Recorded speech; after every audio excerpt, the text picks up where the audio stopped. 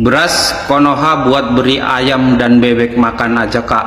Kami nggak makan beras Konoha. Dan saya ingin membalas, sebenarnya banyak komentar-komentar beras Konoha tidak ada di Malaysia, beras Konoha buat makan ayam.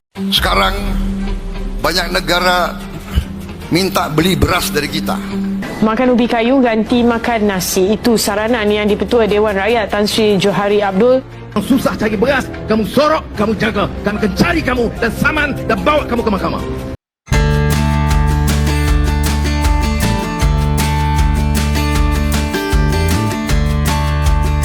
Hey, ketemu lagi dengan Rizka Yuni. Dulu sering banget kita dengar narasi kalau Malaysia itu jauh lebih kaya dan lebih maju dibanding Indonesia. Di media sosial, nggak sedikit netizen mereka yang meremehkan Indonesia, bahkan soal beras pun ikut dihina. Ada yang bilang beras Indonesia itu nggak layak dimakan, cuma cocok buat pakan ternak. Sampai katanya bikin tenggorokan gatal. Komentar-komentar seperti itu dulu ramai banget berseliweran di TikTok, Facebook, sampai YouTube. Tapi sekarang situasinya mulai berubah drastis.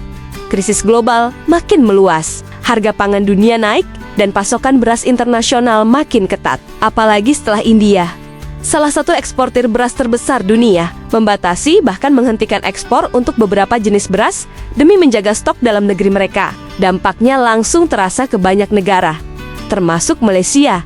Yang menarik, di tengah situasi ini justru Malaysia mulai melirik Indonesia untuk memenuhi kebutuhan beras mereka. Bahkan muncul permintaan agar Indonesia bisa mengekspor ratusan ribu ton beras ke sana. Angkanya disebut-sebut mencapai 500 ribu ton. Ini jelas jadi ironi besar. Negara yang dulu sering diremehkan kualitas berasnya, sekarang malah diharapkan bisa membantu memenuhi kebutuhan pangan tetangganya sendiri. Publik pun ramai membahas perubahan situasi ini. Banyak netizen Indonesia yang mengatakan realita memang kadang berbeda jauh dengan narasi sombong di media sosial. Minta 500 ribu ton. Sekarang nih, mau ketemu di Jakarta, saya katakan ketemu dari Malaysia. Saya sudah ketemu menterinya, saya bilang ketemu di Surabaya. Kenapa? Saya harus hadiri pertemuan dengan Bulog. Oke? Oh, untung nih. Tanya nanti, apa benar data mau impor? Pak, soal rencana ekspor beras 500 ribu ton ke Malaysia itu seperti apa Pak kesepakatan? Baik, terima kasih rekan-rekan. Untuk potensi ekspor sesuai dengan pertemuan kemarin di Surabaya dengan delegasi dari Sarawak, Malaysia, alhamdulillah sudah ada kesepakatan. Jadi mereka sudah akan mengimpor dengan jumlah yang lumayan, sekitar 500 ribu harapan kami. Dan ini tinggal negosiasi harga sudah hampir fix. Mudah-mudahan lebih cepat, lebih bagus. Mungkin kami akan memberangkatkan salah satu direktur kami dengan beberapa staf untuk diskusi ulang di Sarawak untuk memastikan pengirimannya port to port atau hanya nyebrang lewat Kalimantan Barat dari Pontianak, gudang Pontianak, nyebrang masuk sampai Entikong, dari Entikong langsung ke Sarawak. Nanti konsepnya seperti apa akan didiskusikan di Sarawak. Kesepakatan ya harganya berapa kesepakatan? 16 ribu Pak. Ya betul. Untuk penawaran awal dari pihak Malaysia adalah sekitar Rp16.000 atau 3,7 ringgit. 3,7 ringgit. Nah ini penawaran awal dari Malaysia sekitar Rp16.000 beras premium dengan pecahan 5%. Nah ini saya dengan arahan Pak Presiden juga kemarin di program KDKMP kami diperintahkan jangan jual terlalu murah juga. Jadi jual yang betul-betul menguntungkan petani, bangsa dan negara, sehingga tidak menurunkan ataupun mengurangi profit dari para petani maupun pemerintah. Harga 16 ribu itu sudah baik belum buat? Kalau harga 16.000 ya lumayan, sudah agak baik. Kalau memang bisa lebih naik lagi lebih bagus. Demikian. Ditargetkan berapa sih Pak kalau dari Bulog? Kami tidak mentargetkan, namun sesuai arahan Bapak Presiden kami akan diskusi dengan Pak Mentan setelah beliau kembali dari haji. Harapannya gitu Pak, mungkin kira-kira nilai yang diharapkan. Ya harapannya ya yang lebih tinggi lebih bagus kami. Berarti ini akan masih menunggu Pak Mentan. Pak Mentan kembali, terus kami berangkatkan tim yang ke Sarawak demikian. Buat beri ayam dan bebek makan aja kak. Kami nggak makan beras Konoha. Kalau kami makan beras Konoha, tekak kami gatal-gatal kak. Hah? Kenapa bully macam tuh? Hah? Pasal apa? Tekak you gatal-gatal kalau makan beras kami? Hah? Oh, paham. Saya paham, saya tahulah apa sebabnya you ketika makan beras kami tekak you gatal-gatal. Ya jelas ya, you terlalu sering nih kan makan pajak dari kasino yang termewah itu.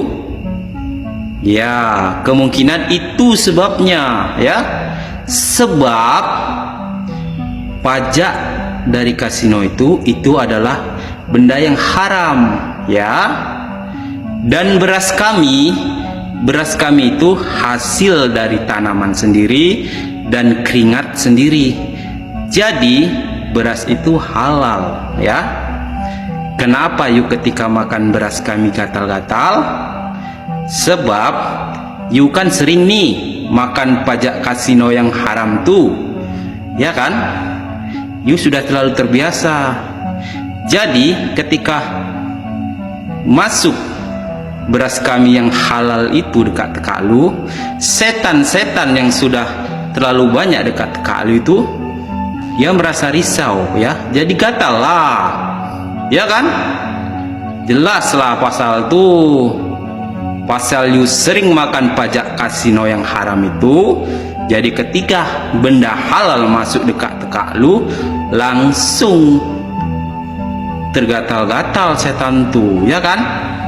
Makanya kurangilah makan benda haram tuh ya, biar ketika makan benda yang halal tak gatal tekak tuh ya. Oke Malai, Saya ingin membalas, sebenarnya banyak komentar-komentar beras Konoha tidak ada di Malaysia, beras Konoha buat makan ayam, beras Konoha intinya ingin merendahkan beras Indonesia gitu loh. Orang Malaysia yang terkadang berbicara masalah beras secara tidak langsung ya, maaf ya, ini buat individu ya, ini opa tokpa ini ya, bukan semuanya ya. Biar apa? Biar tidak salah paham. Di situ juga kita harus punya ilmu gitu loh.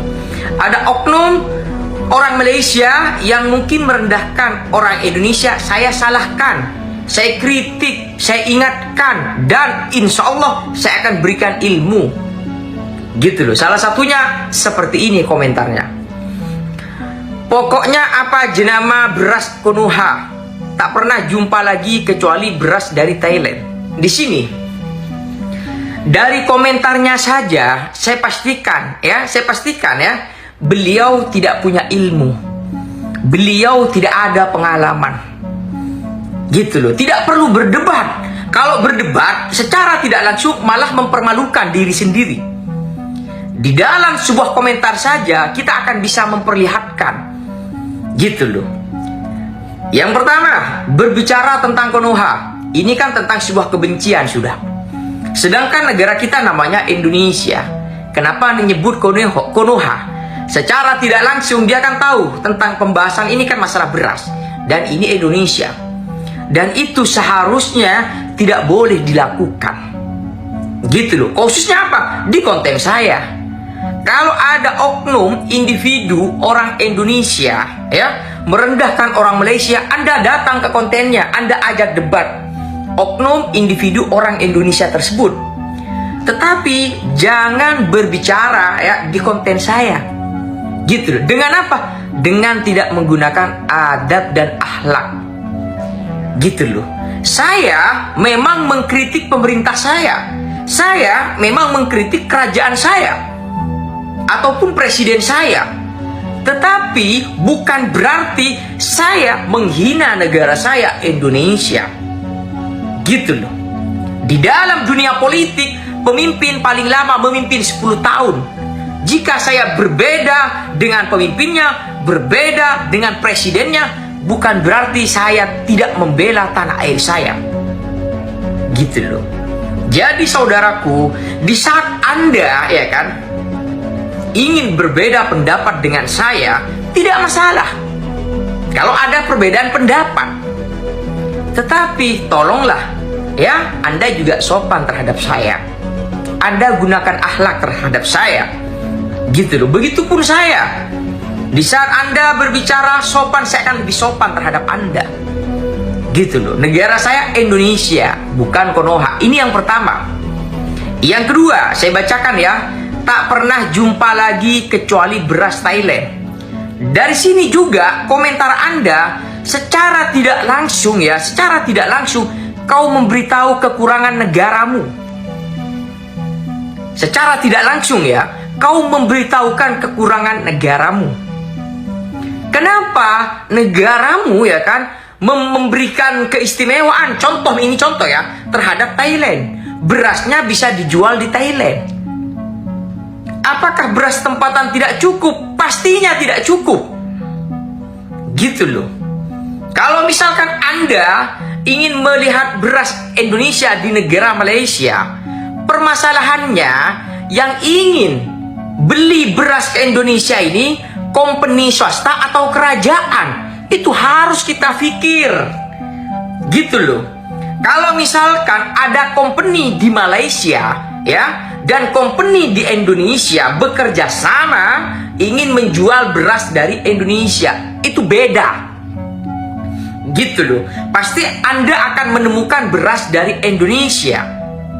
Tetapi perlu saya sampaikan, perlu Anda ketahui ya kan, kalau misalkan kerajaan yang ingin membeli beras ke Indonesia, yang pastinya ini dugaan saya ya, dugaan saya, di mana beras tersebut ya kan akan pada umumnya, ini menurut pendapat saya ya, menurut pendapat saya ya, bukan saya menuduh ya, 95% akan diberikan terhadap orang yang tidak mampu.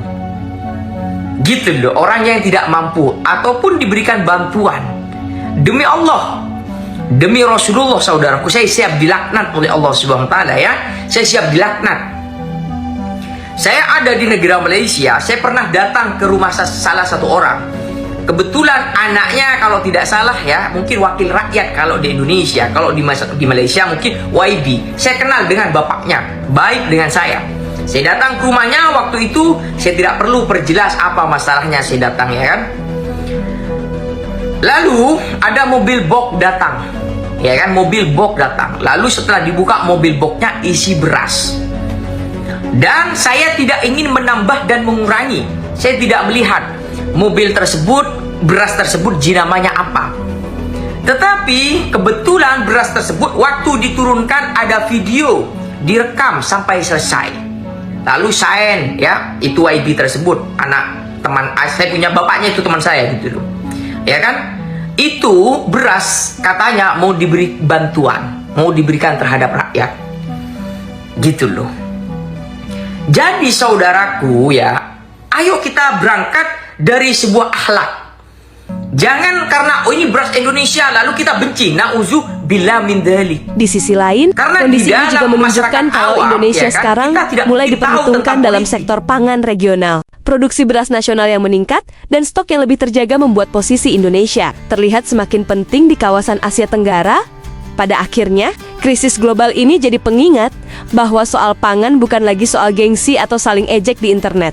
Karena ketika situasi dunia berubah, yang paling dibutuhkan adalah negara yang benar-benar punya kekuatan produksi dan ketahanan pangan yang nyata. Bagaimana menurut kalian? Tuliskan di kolom komentar ya. Terus, jangan lupa like serta subscribe agar kalian tidak ketinggalan video menarik lainnya. Terima kasih sudah setia dengan Rizka Yuni. Sampai jumpa di video selanjutnya.